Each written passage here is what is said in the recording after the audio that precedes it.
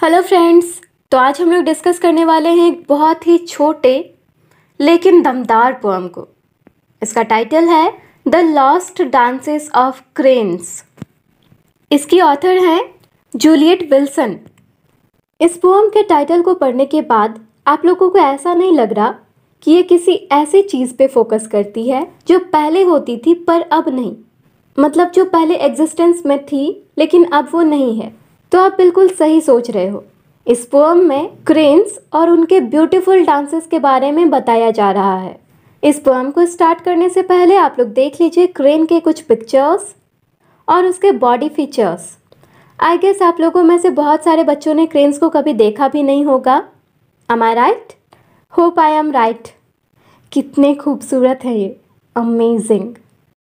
So let's start. हाँ, एक और बात, इस पूरी पोएम में जो भी लाइन्स हैं वो सारी लाइन्स पोएटेस क्रेन को कह रही हैं। ओके, तो स्टार्ट करते हैं। Stanza 1। Your fields are empty now, only your ghosts dance, while cranes of another kind dance cities into being. तो इसकी हिंदी मीनिंग को समझते हैं। मैंने स्टोरी की तरह बताने की कोशिश की है। आई होप आप लोगों को समझ में आए। तो पोएटेस कहती हैं, सुनो क्रेन, ये जो तुम्हारे फील्ड्स है ना, जहाँ कभी तुम्हारा बसेरा हुआ करता था, जहाँ तुम्हारी पूरी टोली झूम कर नाचती थी, वो फील्ड्स आज पूरी तरह से खाली हो चुके हैं। सब कुछ डिस्ट्रॉय हो चुका है। यहाँ कुछ भी नहीं बचा। अब यहाँ पे तुम लोग नहीं हो। ज़मीन में दफन तुम्हारी कुछ हड्डियाँ हैं और तुम्हारे घोस्ट हैं। घोस्ट मीन्स नॉट एग्जैक्टली भूत, पर आप समझ सकते हो कि उसकी यादें ही अब बची है बस, और उसके ज़मीन में गड़े हुए कंकाल। फिर आगे पोएटेस कहती हैं, और पता है तुम्हें क्रेन, अब यहाँ पे दूसरे तरह के क्रेन्स आते हैं। दूसरे तरह के क्रेन्स? अब ये क्या है? तो आप लोगों ने स्क्रीन पर जो मशीन है उसे कहीं ना कहीं देखा होगा। इसका नाम भी क्रेन है और इससे भारी भरकम सामान उठाया जाता है, एक जगह से दूसरी जगह पर शिफ्ट किया जाता है। तो पोएटेस कहती हैं, अब तुम्हारे फील्ड्स में ये नए वाले क्रेन आते हैं और डांस करते हैं। अब डांस करने की मीनिंग आप लोग समझिएगा। इन मशीन क्रेन्स की मदद से जंगल क्लियर किए जा रहे हैं, हेवी लोड्स उठाए जा रहे हैं, जैसे जो कटे हुए भारी भरकम और बड़े बड़े वुडन लॉग्स हैं, उन सारी चीज़ों को उठाया जा रहा है।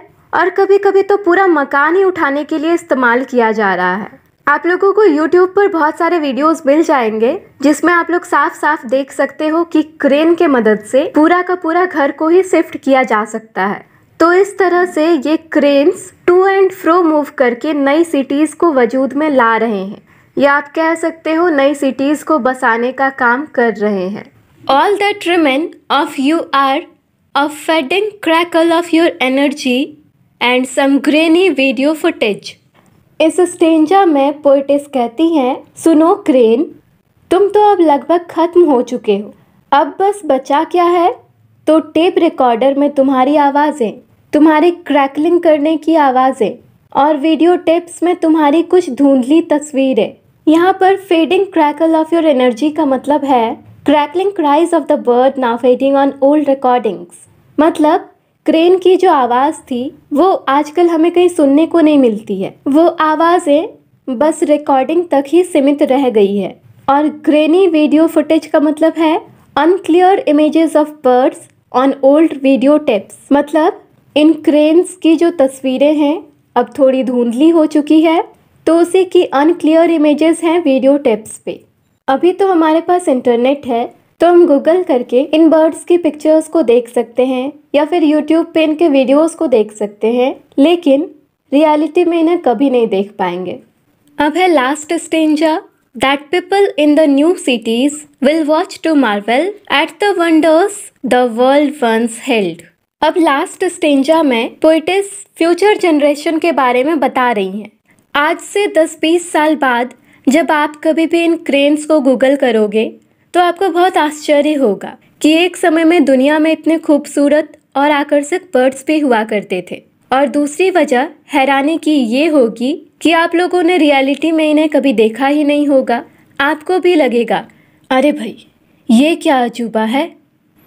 तो इस पूरे पोएम में पोर्टेस ने बहुत ही बेहतरीन तरीके से इस बात को हाईलाइट किया है कि ह्यूमन एक्टिविटीज़ किस तरह से हमारे नेचर को डिस्ट्रॉय कर रहे हैं, किस तरह से कई सारे बर्ड्स और एनिमल्स इंडेंजर्ड होते जा रहे हैं। आजकल मुझे मेरी सिटी में बहुत सारे बंदर देखने को मिलते हैं। पहले तो साल 2 साल में कभी कभार बंदर के दर्शन होते थे, लेकिन अब मुझे ऐसा लगता है हर 2-3 महीने में बंदरों का एक झुंड पूरा दिख ही जाता है। तो इसका रीज़न क्या है? इसका रीज़न बस एक ही है, डिफॉरेस्टेशन।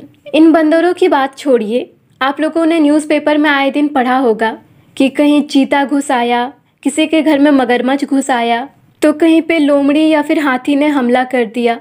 हम अपना लाइफ बर्बाद कर रहे हैं अपनी ही हरकतों की वजह से। हमने अपने कंफर्ट के लिए पेड़ पौधे काटे, उन जानवरों को बेसहारा कर दिया, बेघर कर दिया। इसलिए अब ये जानवर अपना घर ढूंढने के लिए जंगल से निकलकर बाहर आ रहे हैं। इनके रहने की जगह धीरे धीरे कम पड़ती जा रही है।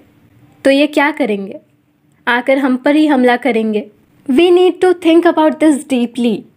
हम अपनी कंफर्टेबल लाइफ के आगे सब कुछ इग्नोर कर रहे हैं और इन सब की बहुत ही भारी कीमत चुकानी पड़ सकती है। इसलिए सावधान हो जाएं। फाइनली एक ही बात कहना चाहूँगी, increase afforestation, save life. I hope आप लोग मेरे पॉइंट ऑफ व्यू को समझेंगे और इसे पॉजिटिवली लेंगे। Thank you for watching.